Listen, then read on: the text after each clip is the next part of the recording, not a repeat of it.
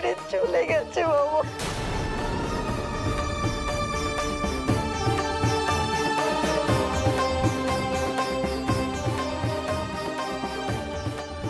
চলে গেছে মানে কোথায় গেছে জানি না বাবা, জানি না। আপনি চলুন, এক্ষুনি ওকে আটকাতে হবে। আপনি আসুন।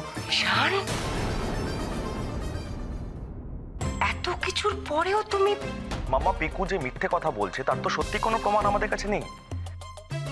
আর ওনারা যেটা বলছেন সেটা যদি সত্যি হয় তাহলে পিকুর সঙ্গে কিন্তু অন্যায় করা হবে। আর মধুকুঞ্জের স্টাফের সঙ্গে অন্যায় আমি মেনে নেব না।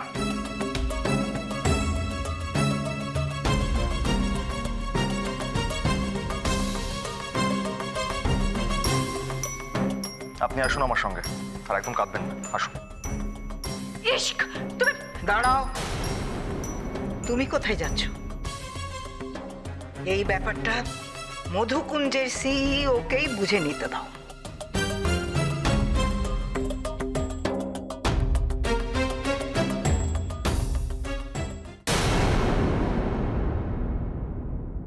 ঈশান, ও ঈশান, ঈশান বাবা, বাবা আমার একটা অনুরোধ রাখবে বাবা, বলো তুমি আমার অনুরোধ ফেলবে না।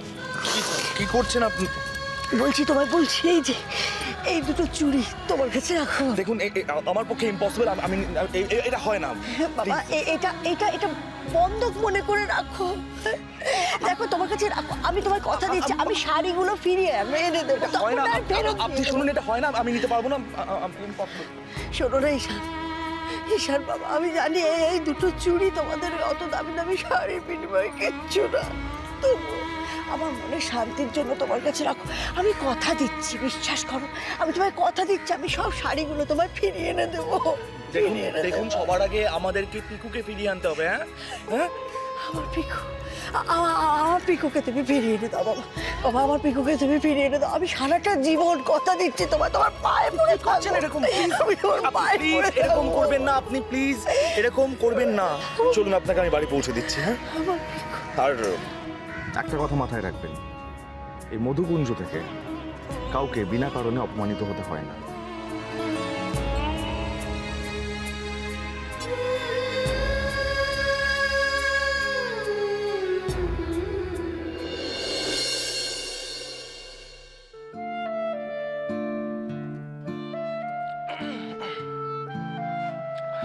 পিকু,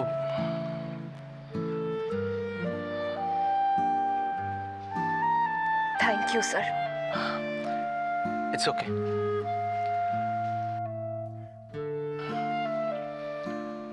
মধুকুঞ্জের লোকগুলো মানুষকে এভাবেই আননেসেসারিলি